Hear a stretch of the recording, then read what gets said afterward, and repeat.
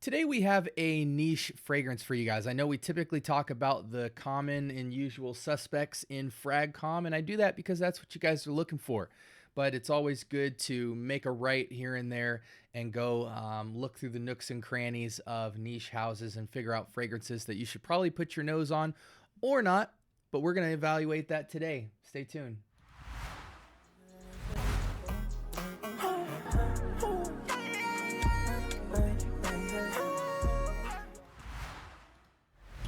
All right, welcome to the Scent Bubble. I am your host for the late evening. Hey, this is the channel where I talk about my fragrance journey, and I also educate you guys with all the latest tricks, tips, and resources for all of your fragrance journeys as well. Today, from the house of day 3, we have Escandalo. This is a unisex fragrance, and shout outs to my boy Mike for hooking up the decant of it. And I'm excited to dive into this fragrance today. I'm not very familiar with the house, to be honest. So both you and I today are going to be investigating something for the first time. I can smell it already on the outside. It's kind of got a Sprite vibe to it, but let's take a look. For those of you who don't know, my test strips are not normal test strips. I like my test strips to be a little bit thicker. Normal test strips are like real thin and stuff. You waste a lot of fragrance in air. I take watercolor art paper, which is fairly thick and very absorbent because it's cold pressed. And I cut out all of my test strips so that they can be bigger and it can hold more fragrance. Let's get some initial thoughts on this Day 3 Escandalo unisex fragrance. Okay, so right off the bat, very fresh fragrance, almost out of the shower. It has almost an immediate burst of kind of this, I don't want to say mojito, maybe like a virgin mojito, you know, without the alcohol. It's more spritey. It's a lot fresher with more spritz, like carbonation, than something like Mahir Legacy. Mahir Legacy leans on the metallics and has a lot more zest to it, whereas Escandalo has this very fresh, aromatic, citrusy, shower-like vibe, and it's almost got like a cooling sensation to it as well. I wouldn't say that this is very zesty, though it has a bit of lime, a lot of lime. This is more of the sweeter side of like a 7-Up. So that's why it's reminiscent, but they take it a different direction because it doesn't stay zesty. It leans more on this kind of sweet, fruity carbonation side of the lime. Let's go ahead and switch screens real quick. This is what the bottle looks like, guys. Can we get any information about this fragrance? Okay, so Escandalo was launched this year. And let's go ahead and go into the palette here. Top notes, we have guava, limetta, so there's that lime, ginger. Mid, we have rose de mai, daisy, and jasmine. So a lot of freshness going on by the use of white florals. Orchinox, what's that? Natural, synthetic, popular, and weird. Huh. So we don't really get the note. Let's see if we can, because I know this is going to be a shorter episode. What does Orchinox smell like? Okay, so Orchinox, also known as Ambrox, is a synthetic perfume ingredient that has a musky, woody, animal-like scent. The most I get out of this is kind of a musk. You don't get a ton of woods, maybe like a 15% touch of this vetiver. It isn't super oody either. I think the oud is kind of pairing well with the vetiver, and the vetiver is very much soapy clean. You get a lot of that guava, though, surprisingly. I thought it was mostly lime, but I guess what kind of makes it more of a sweeter, carbonation-y soda vibe is that play on the guava and ginger. The guava is equally present now that I see it on screen and I'm smelling it again for the second time. It seems like the perfect 50-50 blend of guava and lime. So what you have up top, and it remains predominantly with most of the fragrance, is this like 60, almost 70% 50-50 combo of guava and lime. It's got a little bit of carbonation to it, and then it's just ramped up with about 15% floral freshness with a cooling sensation on it, 15% agarwood, well, no, 15% vetiver, sorry, with maybe the tiniest touch of oud. I'm not getting the strongest sense of it, and the vetiver strand type is going to be that soapy, clean vetiver. Pleasant fragrance overall. This is almost like, this smells like a 7-Up if a fancy hotel served it to you. You know, you'd get one of those tall, clear glasses with the straw in it and like a lime wedge. But it's almost as if they made the soda, like the soda 7-Up mojito vibe to this. It's like a virgin mojito without the alcohol, but there still is carbonation.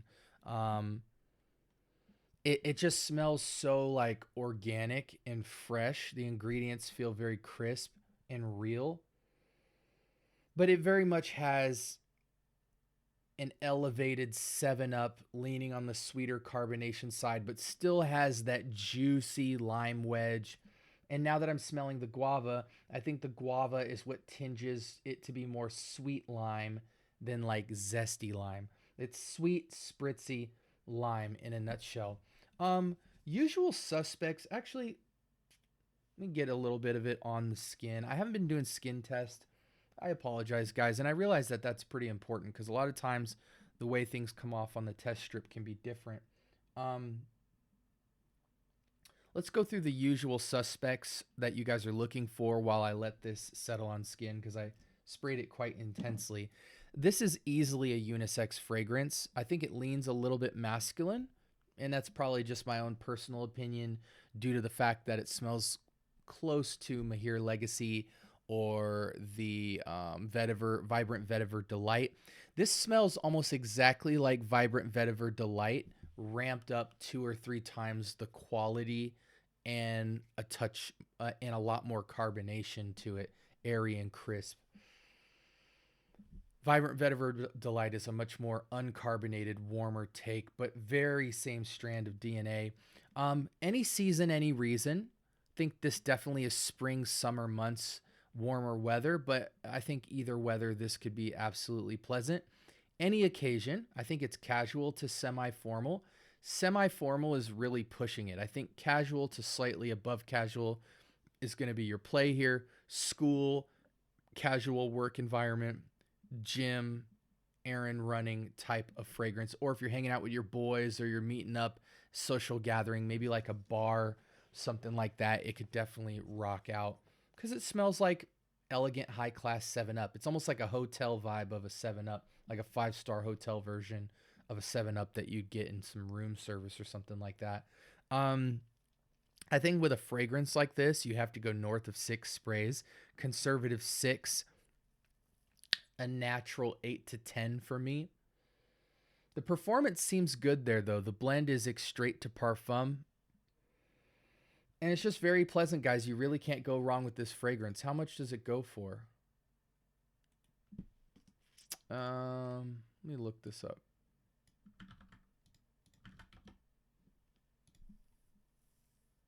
Fragrance goes for $150 for a 50 ml. So it's a pricey fragrance. But I think a fragrance like this leans like how I feel about Ojan or Ojan from might be Parfums de Marly. Or Maison Francis Kirkjohn's Amyris. Like it's just got this very crystally carbonated unisex sweetness, this kind of parallel between bite and like this zesty bite and like but leans sweet. So I think it's got great balance for that unisex vibe, but it is an expensive fragrance, but I do believe that you get what you're paying for. The juice right here on this bottle is exactly what this smells like. It's vibrant. It's got a little bit of depth to it, but it's just very high quality.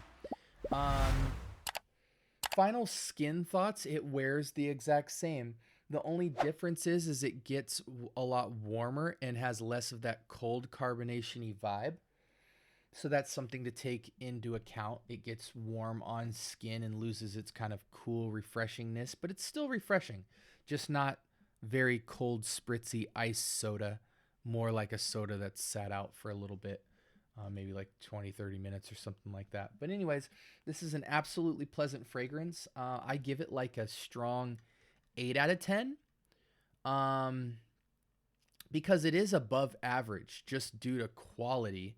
Versatility probably could put it in the 9 category just for being one of the more versatile, fresh fragrances that you're going to find. But I think price is going to be kind of the stopping point for something like this because it's not so unique that you got to have it. And so if you don't got to have it and it's just a super everyday wear, I don't know if 50 ml is going to justify the $150 price point. But if money is not an object to you, this definitely fits into the Audient type of category for just being like a very well-made, super versatile fragrance for both men and women. Let me know if you guys have smelled this fragrance or if you've even heard of the House of Day 3. They definitely make a lot of luxury fragrances, and I'm looking forward to reviewing more in the future. Please make sure that you like, comment, and subscribe.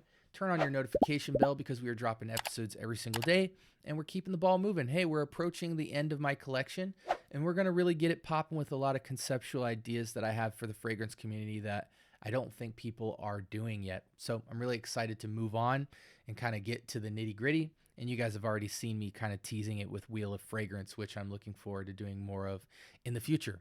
You guys have a blessed rest of your day, and I'll talk to you guys later.